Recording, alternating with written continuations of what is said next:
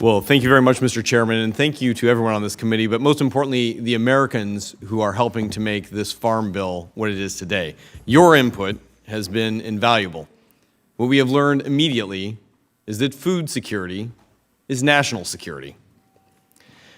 The hands, the hearts, the hard work of Iowa farmers are now leading both the feeding and the fueling of our nation's energy independence.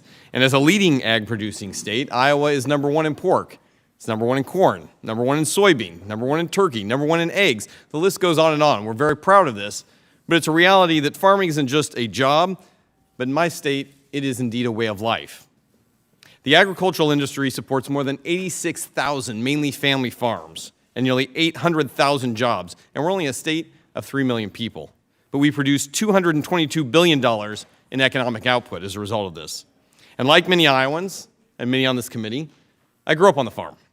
Had the ability to, lamb with my grandfather and put corn into the ground like so many growers across our country. Since day one in Congress, I have fought to ensure that Iowans have a voice in drafting this legislation and that the impact will have a direct positive aspect on their day-to-day life. To be clear, this legislation directly supports Iowa's farmers, both in our rural and urban communities. But it doesn't just help them. This bill will put food on the table and fuel in the gas tank of every family across our country. To that end, I've been fighting to pass a bipartisan farm bill as soon as possible to give Iowans the certainty they deserve and deliver on countless wins for folks across the country. And so after meeting with hundreds of my fellow Iowans in little farm towns across the state and big places like Des Moines, we've been able to complete our farm bill listening tour, and I'm proud that so many of their priorities were included before this committee today. In fact, we were able to lead 17 bipartisan priorities that have been included. And it's clear that Iowa, as a result of this, has an outsized voice in this farm bill this year. Just some of the priorities being delivered for Iowans include, after talking with Ray and Elaine Gasser from Adams County, a support for generational family farms, bolstering commodity programs, strengthening crop insurance, increasing reference prices, and expanding credit for small and beginning farmers for that next generation of growers and producers. I talk with linemen and broadband providers who are helping deliver hard infrastructure.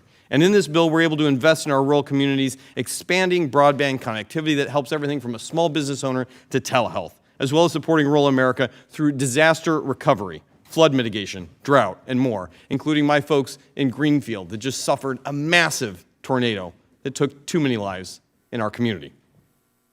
I also talk to neighbors right across the street and know how important being able to help them feed their family is. By investing more than 80% of our funding in this farm bill into a healthy foods program, it will help feed the most vulnerable Americans among us, including those we live and work with every day.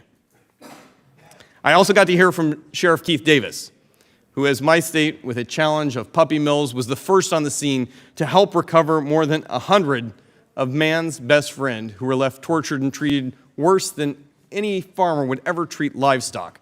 But because of USDA's failure to inform local law enforcement, too many of these animals had to be put down.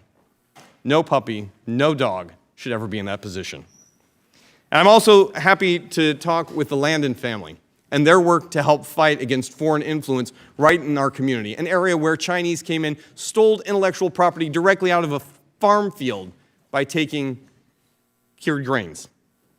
By fighting back against foreign threats, we are enhancing in this bill cybersecurity resources for agriculture, the top 3 most attacked sector, the second most targeted industry for attacks, and by preventing China from purchasing the very farmland that we grow on.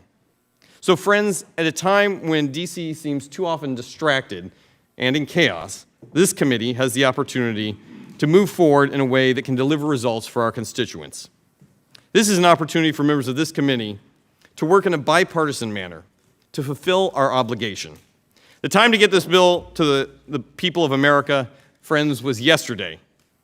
But we owe it to those who feed and fuel this country and those who need it most to deliver certainty, and that begins today. I strongly urge my colleagues to set aside any political agenda and focus on legislation that truly helps all of those, both eating, feeding, and fueling our nation. Thank you, Mr. Chairman, and I yield back the remainder of my time.